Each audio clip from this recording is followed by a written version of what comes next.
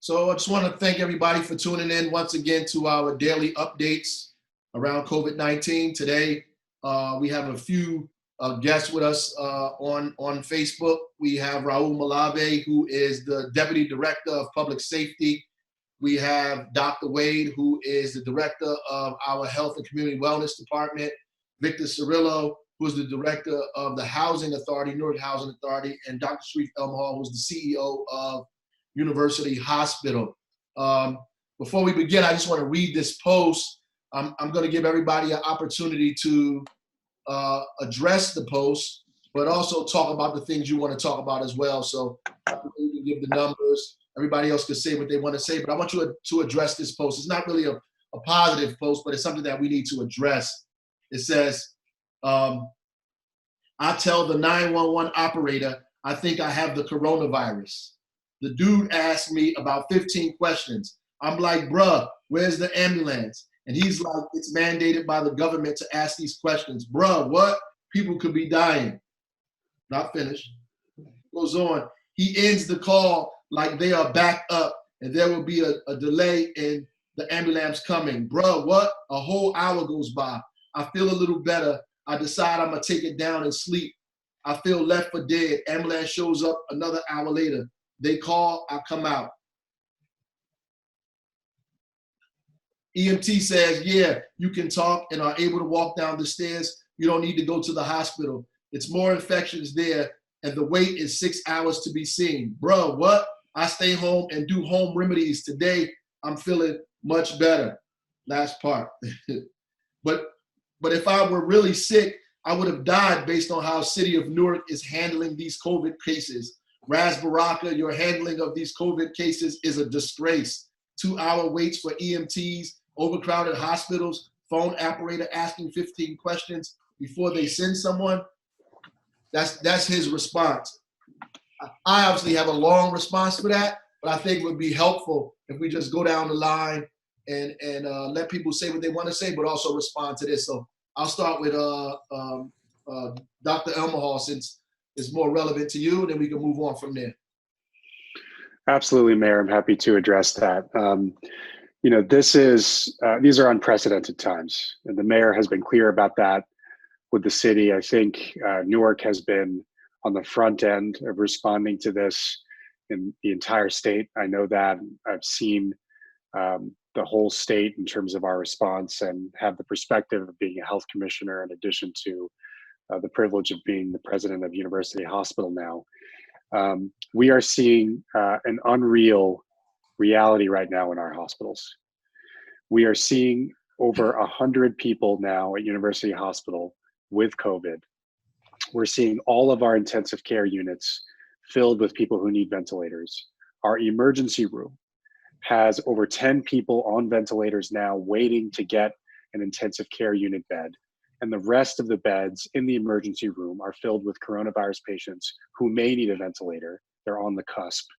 We have a tent set up outside of our emergency room triaging the less sick but still likely coronavirus patients.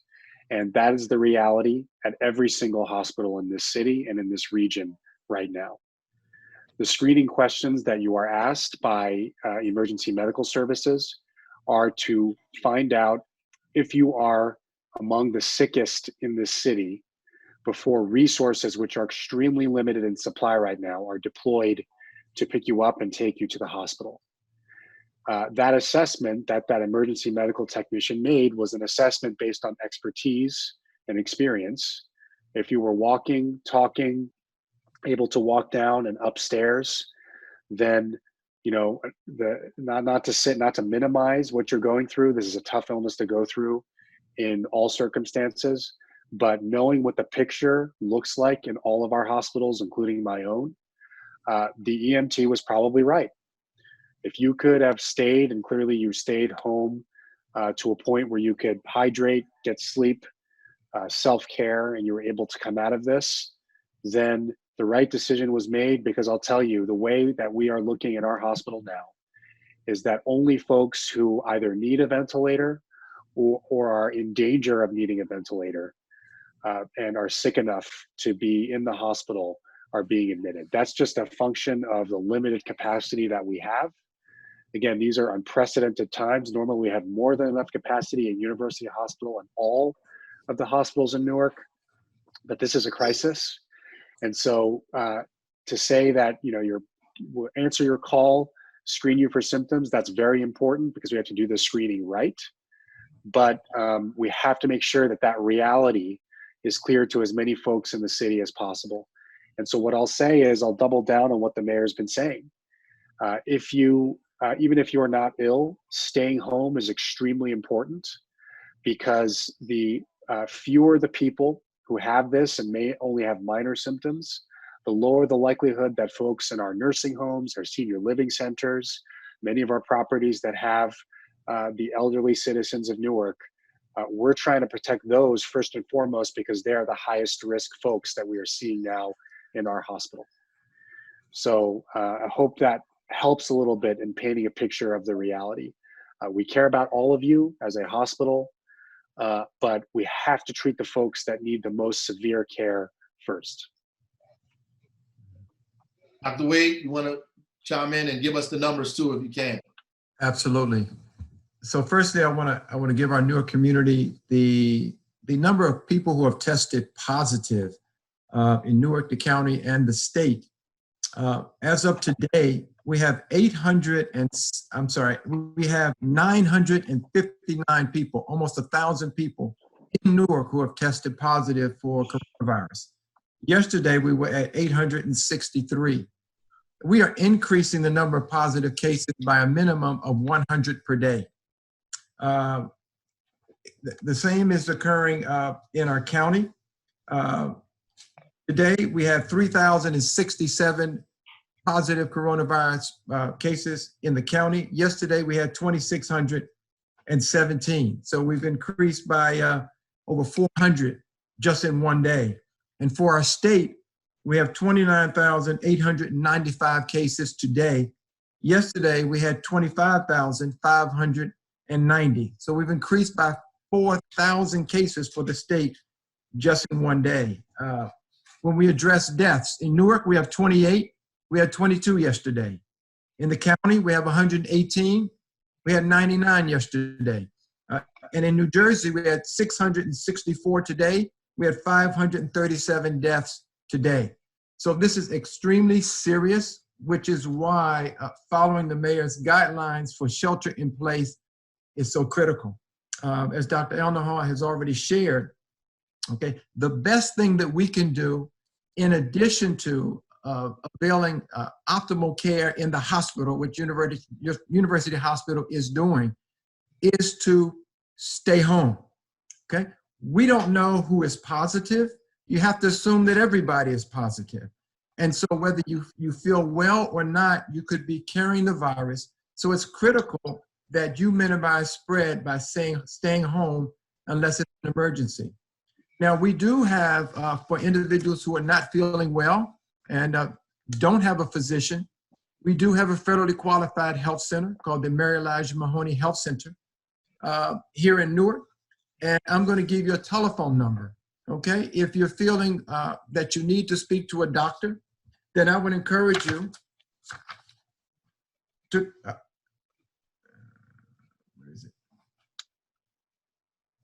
to call 1-800-734-7083. 800-734-7083. That's if you don't have a healthcare provider. But if you do, call your provider. Call your provider first as opposed to showing up. Because again, we want to be able to minimize spread, and also we want to overwhelm the healthcare facilities with you showing up unannounced. It also gives us the opportunity to prepare for you so that we can give you a mask if it's decided that you should come in. We want to discourage you, meaning not encourage you to go to the emergency room for care unless it's going to require an ambulance to bring you there. We'd rather you call us and let us dialogue with you to see what is actually necessary. We are throughout the city, including at our FQHC, doing as much testing of individuals who are ill as possible. And so let me define that now. In order to be tested, because of the short supply of testing equipment, we're only testing individuals that what we say meets the CDC criteria. In other words, you have to be ill enough or have been in contact with somebody who has been diagnosed with coronavirus. And that requires an engagement with your physician. You're not going to be able to get tested anywhere unless you meet those criteria and a physician or a healthcare provider says that you can. Also take into account, even if we test you and you're well enough to go home and not be admitted to a hospital, that's what we're going to do. We're going to direct you to go home, self-quarantine, and wait for your results. And even if you're positive and you don't require hospitalization, we're going to say go home, self-quarantine, and take care of yourself, stay in touch with your healthcare provider until symptoms resolve. So again, we will avail testing to people who qualify, and we're not trying to dish you, okay? We're not trying to overlook you, but we have to reserve our testing capacity, our hospitalization capacity to those who are at greatest need. So we want to stay on top of things. And again, the best you can do, not only for yourself, but also for the rest of the Newarkers, is to stay home unless it's an emergency. Thank you, Dr. Wade. I want to move to the Deputy Director. You want to let us know what's going on in public safety? Thank you very much, Mr. Mayor. First of all, I'd like to thank everyone out there for doing their part, no matter how small they may think it is, but for doing their part to band together as Newarkers to help us fight this COVID-19 pandemic. As the mayor has said every single day, you staying home is the #1 thing that you can do to help us flatten this curve out. I'm going to, I guess, tackle that email that the mayor received from a first responder viewpoint. Here at Public Safety, we've had the Emergency Operations Center opened for a few weeks now, and basically the Emergency Operations Center is kind of like a building where all the information from various city agencies and all of the first responder agencies come through, and we supply the mayor and all the directors with that information, and some of our partners from other towns. And in there, we do contact EMS every single day. We get an hourly update from them. And I can tell you that the volume of calls they're receiving are exceptionally high. One thing that we should all remember is that COVID-19 has touched all of our first responders. All of our agencies here in Newark have been affected by it. We do have members that have tested positive. We have several members that are quarantined because of it. And so all these agencies, including EMS, are taxed right now. We're all working hard. We're out there doing what we have to do day in and day out to protect the citizens of Newark. But COVID-19 has affected us as well. I think it's important for all of our residents to understand that 911 should really only be used for true emergencies. I understand that we're all anxious and people are afraid, and you know, every time we get a tickle in our throat, we think we have COVID, and I'm not trying to minimize that, but I think that we all have to take a moment, take a deep breath, and understand, as you heard both doctors say, that the best thing for you to do initially is get some rest. You know, keep yourself hydrated, and then contact your own doctor first. The EMT at that particular email did exactly what he was trained to do, and it's ask questions that will kind of let him know whether the person was a true emergency or not. The hospitals, like the doctors told you, are overwhelmed right now, and beds in the hospital and doctors can only see people that are truly life or death emergencies. And so if we can all do our part and make sure that we only dial 911 for true emergencies, that'll help all of our firefighters, police officers, and EMTs do their job better, because they'll actually be addressing true emergencies. One of the things that I want to point out is since Monday, our police officers have been out there making sure that people are off the streets, and people that are traveling our streets in Newark are really only out there for emergency reasons, to go to the pharmacies, to get food, or because they're essential employees and they're getting to work or coming home. You will notice that the mayor has actually talked to our mayors from our bordering cities and all of the police departments that come together, and they do have some checkpoints at the borders.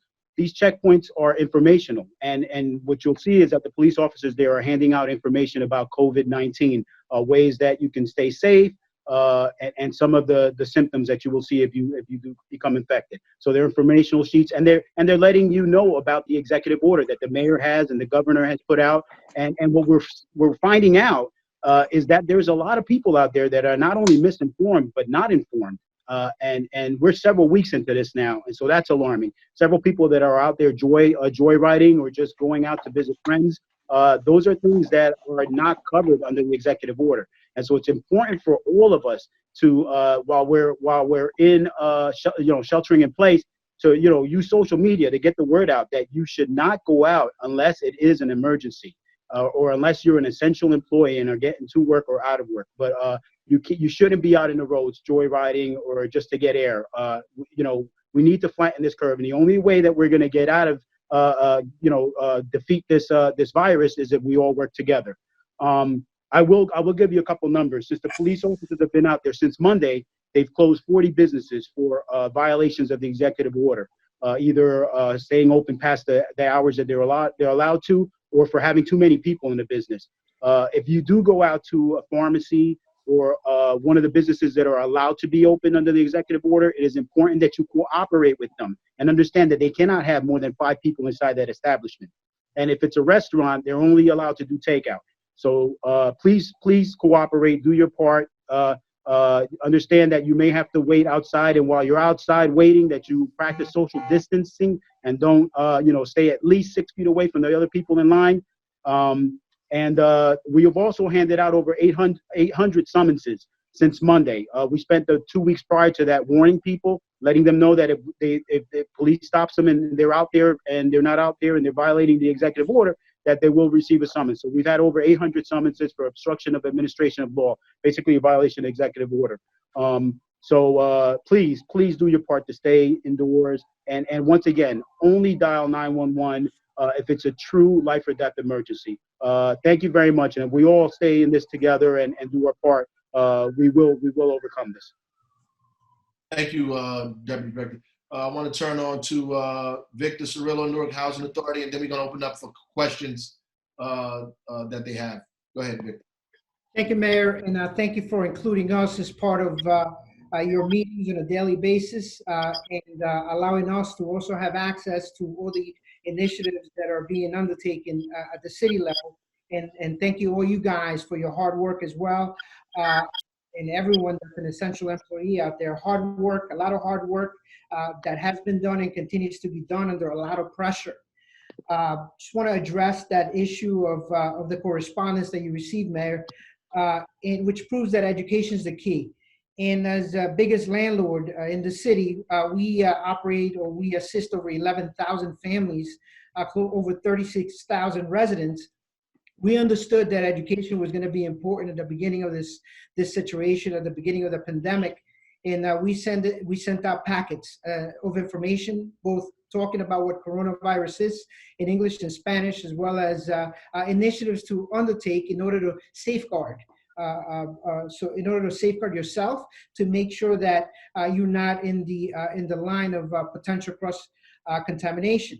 So we did that at the beginning, and moving forward, we started sanitizing all of our complexes, especially with special focus of the senior buildings, the senior high rises, where we have thousands and thousands of senior citizens who, as the CDC identified, did the most vulnerable. And I think that it's an initiative that I hope that all the high rises, all the senior high rises are undertaking at this point. Making sure that on a 7-day basis, on a 7-day schedule, that's being addressed. So again, going back to the correspondence that you received, it tells you that there's still a lot of work to be done as far as like education. We read in the news, we read the reports about how hospitals, and Dr. Alnahal touched on this, hospitals are dismissing individuals unless your breathing difficulties get severe. Then they ask you to come back to the hospital. Just because you get a positive test doesn't mean that you're going to get special attention unless you have an underlying condition or you are in this demographic that is of high risk. So right now, the supplies, right now, the ability to service is being depleted, and only true emergencies are being addressed at the hospitals. And I think that our population needs to know that, our residents need to know that, our community needs to know that. I read about Chris Cuomo's his experience with coronavirus. So I heard him actually. He chipped his tooth while just cringing on the floor when he was experiencing those chills of the fever that you get at the initial part of this whole process.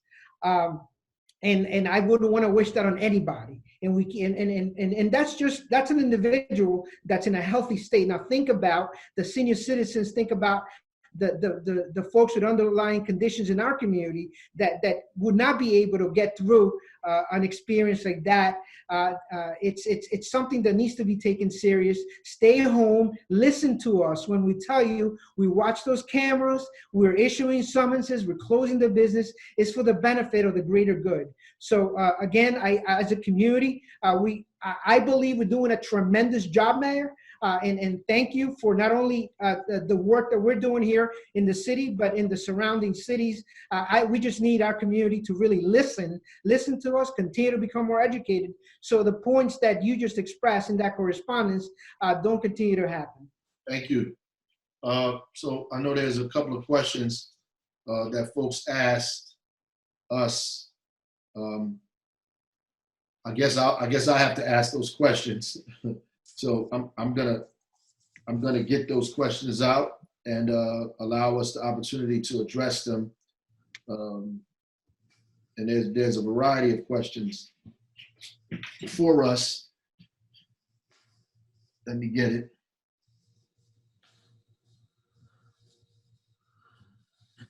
Here we go. First one is, should I call the police if I see a group of people congregating outside? Anybody want to jump on that? Probably the deputy director. If you see people congregating outside, should I call the police? Yeah, and I wouldn't call 911 for that, but they definitely can call the 6,000 number and let us know. They can also call 4311, I would assume, and put the complaint, since it's not an emergency, but it's definitely something that we want to address. And we would. And like I said, our police officers are out there. They're patrolling. They're actively. These are the things they're looking for. So definitely, they come across a police officer, flag them down, and let them know the location, and they will respond. So this question says, why this moratorium? What does the moratorium on rent mean that I don't have to pay rent for 90 days? So I just want us to be cautious with that, because ultimately people are going to be looking for their rent at some point. We do have a eviction moratorium that won't allow you to be evicted now, but at some point you will have to pay the rent. I know there's a movement out there pushing for waivers on rent nationally, and it would have to come there and statewide, and then it will trickle down to us. I know the city is trying to put together a fund to help people who are rent challenged during this crisis, and we'll have more information on that in days to come for folks who may be having issues with their rent. Can I address that, Mayor? This is Victor. Yes. Yeah, and you and I, during the conference call, we spoke about this. I would divide the universe into two areas. On the one side, you have tenants that are subsidized, and on the other side, you have non-subsidized tenants that pay market rent.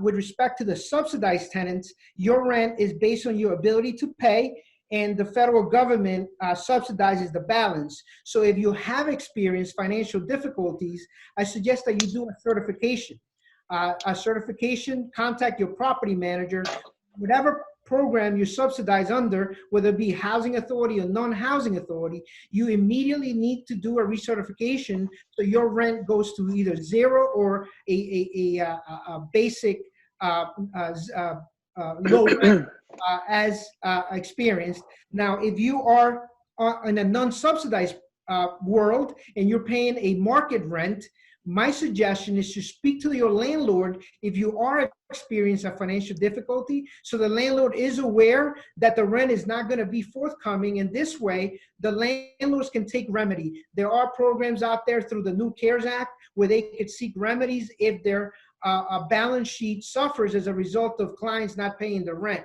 So as a renter, just be cautious, look at it from those perspectives. If you subsidize, do a certification with your management office or your administrator. If you are non-subsidized, let your landlord know so that they don't expect the rent and you don't have legal issues down the road. I have another question. Probably you can jump on us too, and maybe Dr. Wade said, what is the protocol for senior citizen homes?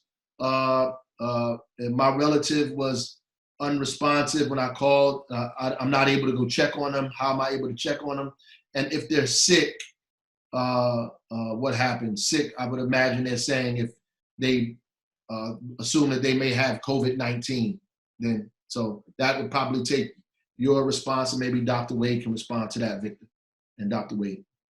Sure, Dr. Wade, real quick. So in the public housing world, as I mentioned, we operate thousands of senior citizen units in different high rises throughout the city. What we're doing is we're asking our family members to contact our management office. The numbers can be found online, either through our Facebook page, Newark Housing Authority, or the Housing Authority of Newark on Facebook, or you can go to our website, newarkha.org/coronavirus, and you'll find those phone numbers so you can check on your loved ones, since our senior buildings right now under quarantine, so we're not allowing anybody, including family members, to go upstairs. Our seniors can go outside, meet with you for a little while, if you need to provide any essentials, you can do so at that point, but you're not going to be allowed into the property.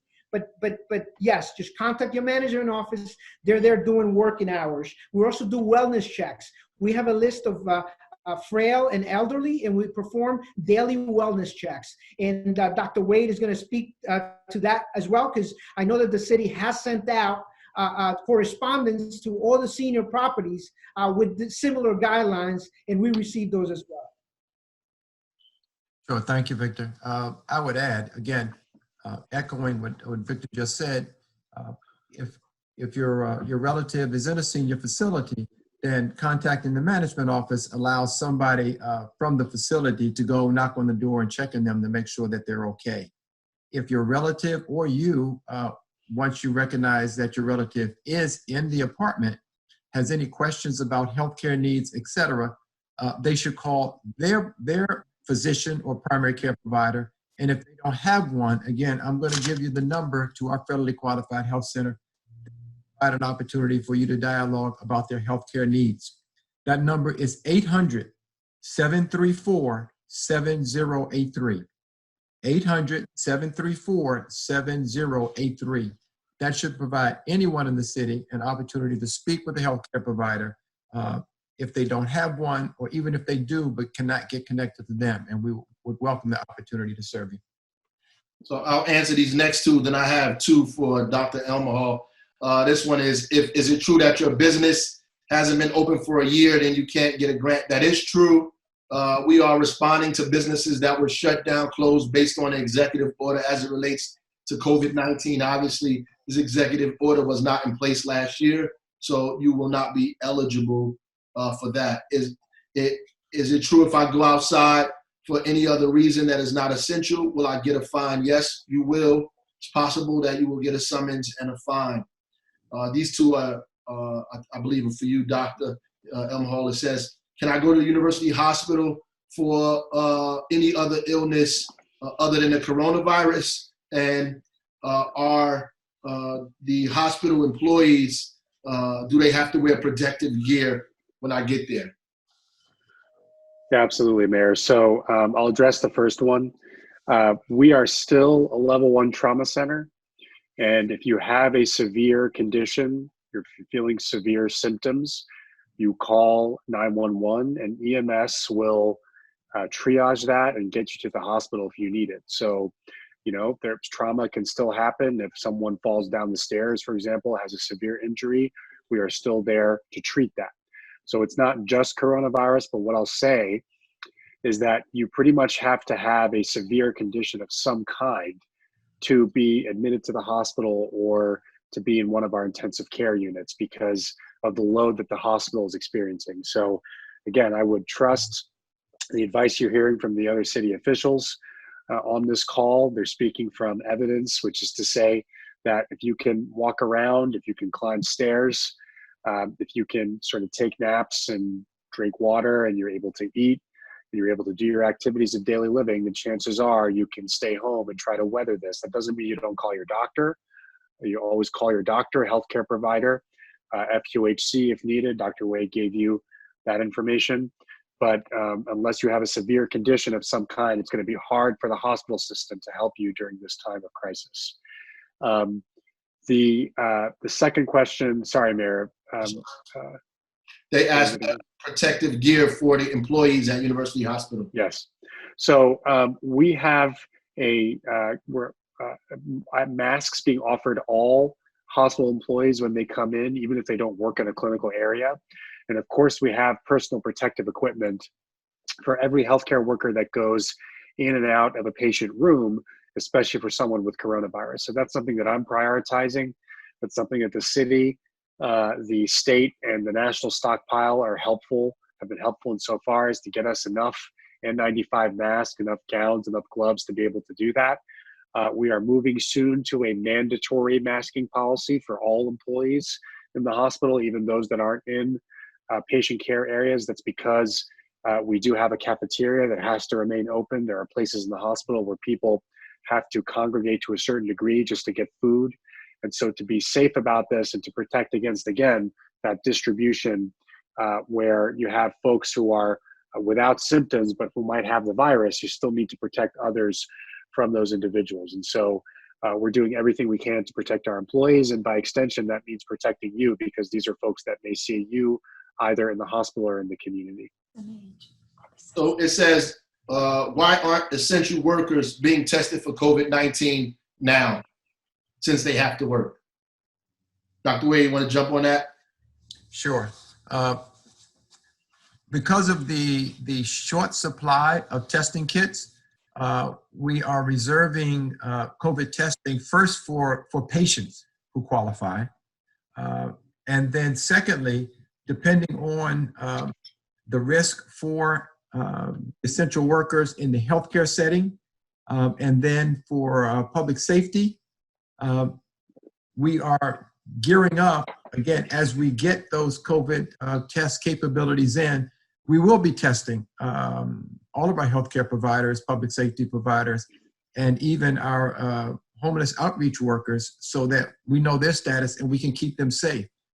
Also, if they develop symptoms, okay, we test them immediately, because we want to be able to get them back on the front line to protect the population. But again, it's all driven by the accessibility of testing equipment, which is sparse at best. But as we get it, that's the priority. Patients, healthcare workers, public safety, and outreach workers to be able to receive that testing. But always patients are going to be first. There's a couple of questions I can just jump on it really quick. Is the city still looking for Newark-based cleaning companies? We're always looking for Newark-based cleaning companies. Please reach out to us if you have one. What do we do about people who are outside all day but are not working? Do we call the police? The deputy director answered that. I think you call 973-733-6000 number, or even 973-733-4311. Can online businesses apply for small business grant? No, these are for brick and mortar stores only. For the most part, if you go to the website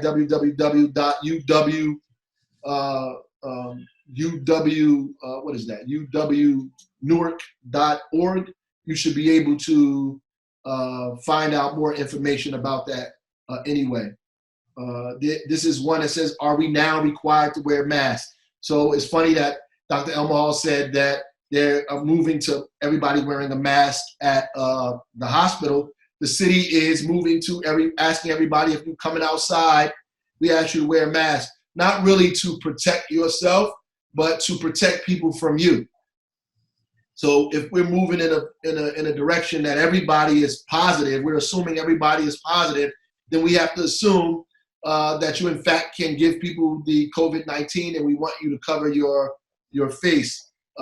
This part of it I can't answer. I'll leave to the doctors on the phone. It says, how is this beneficial? So Dr. Wade, Dr. Elmhall, if you guys want to say something about that, you can. Sure. Dr. Wade. Yeah. Sure. It's beneficial in terms of wearing masks or covering one's face, because again, the major way of the virus being spread is through breathing, respiratory droplets, cough, sneeze, and even there's a measure of just breathing. These air droplets, if you have the virus, are going to be going forth.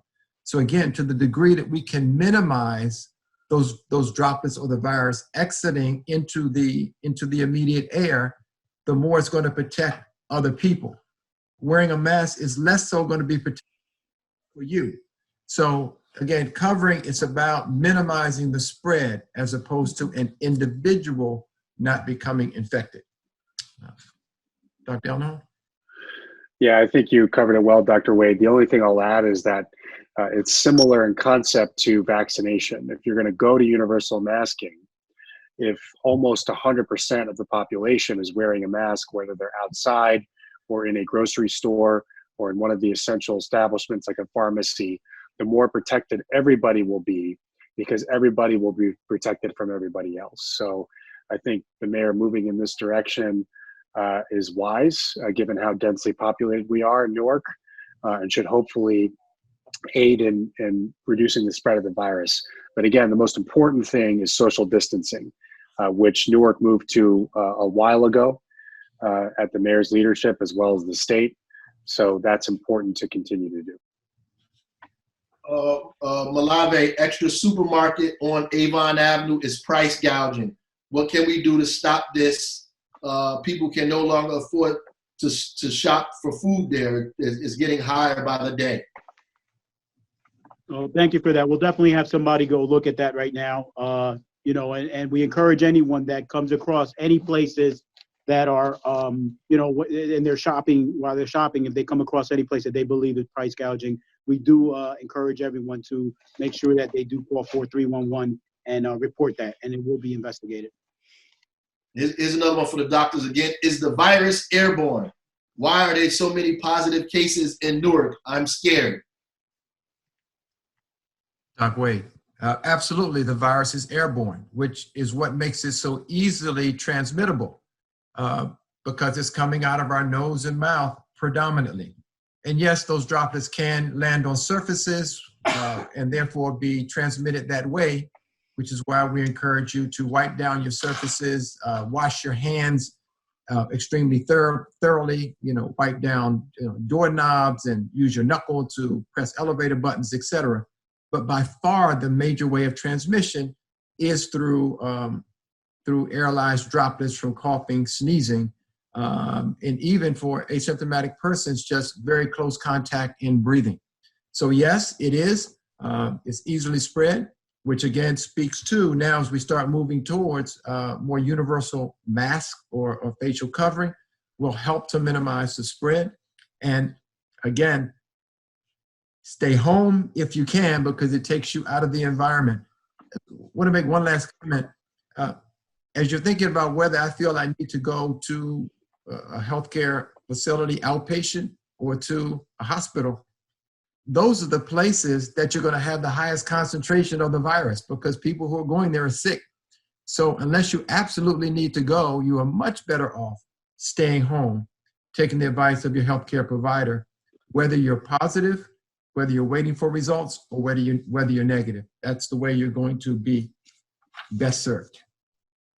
Mayor, can I add to that? This is Victor. Go ahead. Yes. And doctors, I think we should also highlight the fact that this virus sticks to metal and cardboard and possibly paper. So if we have the ability to wear gloves, latex gloves, in some instances, there may be a higher probability that in certain environments it's easier to catch it that way. We've been utilizing that approach. We require all of our staff to be wearing latex gloves, and we encourage residents to wear gloves because it may stick to these surfaces longer than particles hanging in the air. So I don't know if you want to touch on that as well. Dr. Elmhall, but you have to be careful too, because some people put on the gloves and still touch their face and body like the gloves are their hands. But go ahead, Dr. Elmhall. Sure, I can take that one. So it's important to know how to use personal protective equipment, like the mayor just mentioned. I will say that as you are using masks, whether they're homemade or they're medical grade, whatever you get your hands on, it's important to not touch your face. If you have things on your mask that are pathogens that can go from one person to the other, it's important, again, to not touch that mask and then touch your eyes. It's possible to get it through your eyes in addition to your nose and your mouth. So the importance of not touching your face is important. Also, to be careful about where you put that mask. So if you put that mask on a surface and then one of your family members comes and touches that surface, well, whatever was in your airways, mouth, secretions on that mask now on that surface, that's a risk. So important not just to use the equipment, things like masks and gloves in certain instances, but to use it correctly and to be very careful with it. So I have something that says, it's for you guys again, can a person be reinfected after they've recovered? Yes, they can. There's no data that supports that once you are infected, you're immune to the point where you will never be reinfected again. So you should still, even if you've been positive, become negative, you should still practice the same recommendations as the general population. I just got something. I wanted to dispel a myth that's out there, right, Mayor, that this is really an only issue for the elderly or persons over 60 years of age. Right. Right now in the city of Newark, the number of cases of persons under 60 is 3 times the number of those who are over 60. Okay? So persons over 60 who have underlying diseases have a higher chance of having a bad outcome.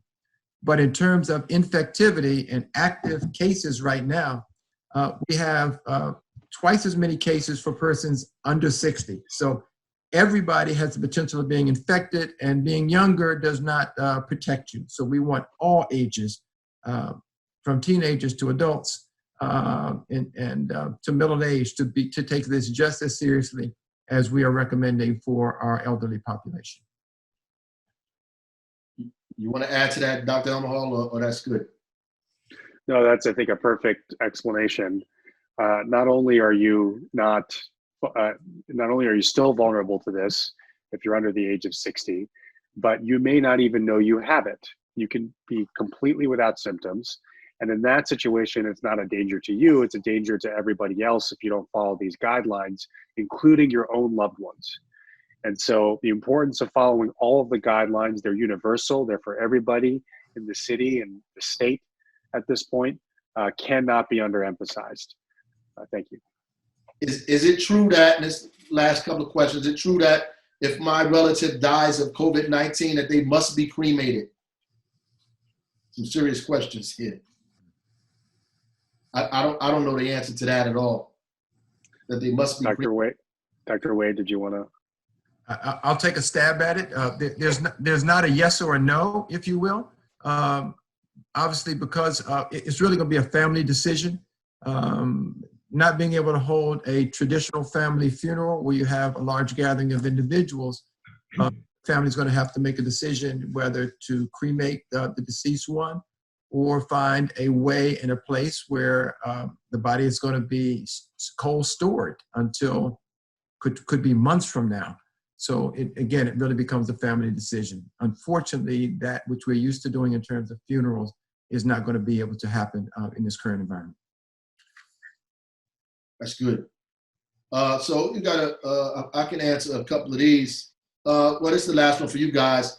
Is social distancing, what else can be done to prevent transmission? Obviously, we know wash your hands as much as you possibly can.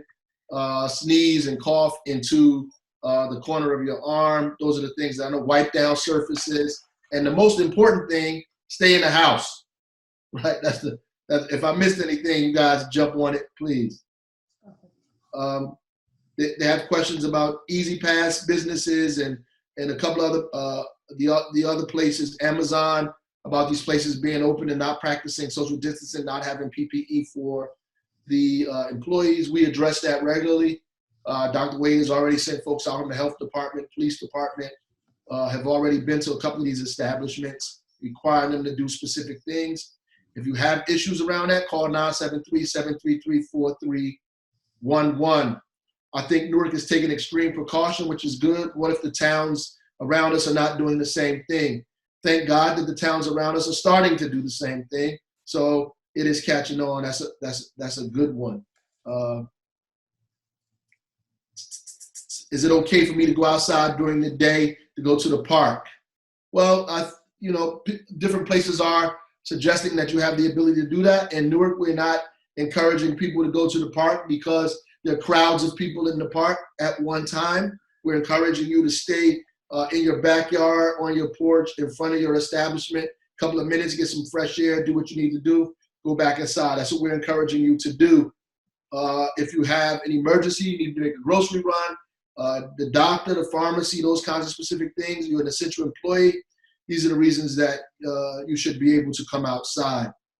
Those are all the questions that I have. I want to thank you guys for participating in this with us. I think it was incredibly informative. I just have to give a couple of shout outs, like I always do, to the folks who, and these are to people who didn't send a message like the first guy did, who showed me examples of how they're social distancing on social media and added me. And I'll give them a shout out for the work that they're doing. The guy bottom on 3, all he does push-ups every morning. Thank God for you, brother. DJ Ramo, thank God for the music and the love that you're showing. Nikki, the principal, Melzina, USA, all of the important information that you're translating for us to the Portuguese-speaking community. Under the gloves, we appreciate you as well. It's DJ Fitness 973. Thank you for the love, brother. Shop Newark for all the information that you're giving out. Kaila Knight for the sage, burning the sage, and with me, you the best for the artwork that you're doing, incredible artwork. Only 12 over, I think that is. Thank you for the work that you're doing.